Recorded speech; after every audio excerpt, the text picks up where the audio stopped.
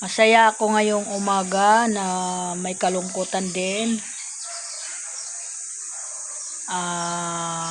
Another umaga na maganda, another vlog tayo ngayon.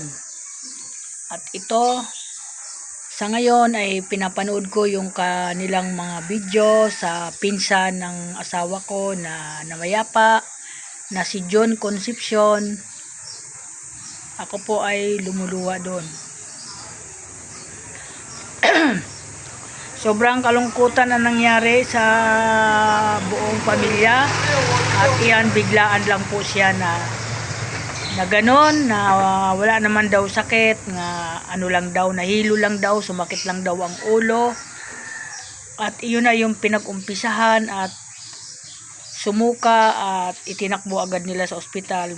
Ngunit hindi na inabot ang kanyang buhay, ay natapos na dahil may nag-bleed ata sa kanyang katawan na kasi hindi na naagapan. Napakalungkot ng kanyang pagkaano, kaya ako'y umiiyak dito sa aking kinakaupuan. Nakikita ko yung mga video, kinakanta, nakita ko yung anak niya. Napakagaling din pala kumanta ng anak niya.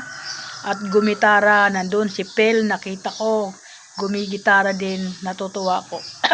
Kaya masaya ako na malungkot sa aking ngayon umaga. Kaya iyan, kondolin sa pamilya, hindi na kami nakabalik dyan kasi alam mo naman, wala kaming kasama at wala dito yung sasakyan ko, ginamit ng mga anak ko. At balak din naman namin magbalik dyan para sa kanyang kaarawan ngayon ng libing. Kaya condolence na lang sa pamilya, lalo na sa mga kapatid, sa nanay, kay Tia Nasing, at sa kay John, nandiyan ka na sa na tahimik na ang buhay mo sa itaas, na ganon, kasi siguro pagod ka na rin, kaya kinuha ka na ng Panginoon para doon ka na sa kanya kasama. Kaya yan, condolence kay sa lahat ng magkakapatid dyan. Yan, napakasaya nga ng kanya ngayon libing. Ngayon pala yung libing niya, naalala ko pala Sabado ngayon. Alam ko ngayon ang libing 1:00. Kaya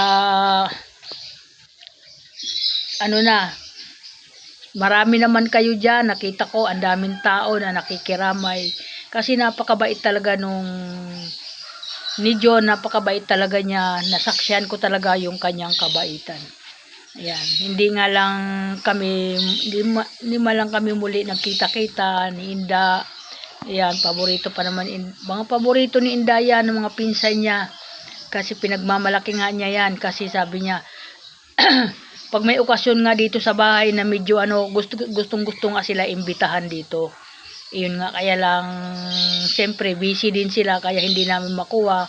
Nung nag-60 kami, nag-60 ako nung nakaraang taon, nung January 1, sabi talaga niya, tawagan mo sila John, sabi ang ganon, gusto ko sila pumunta dito.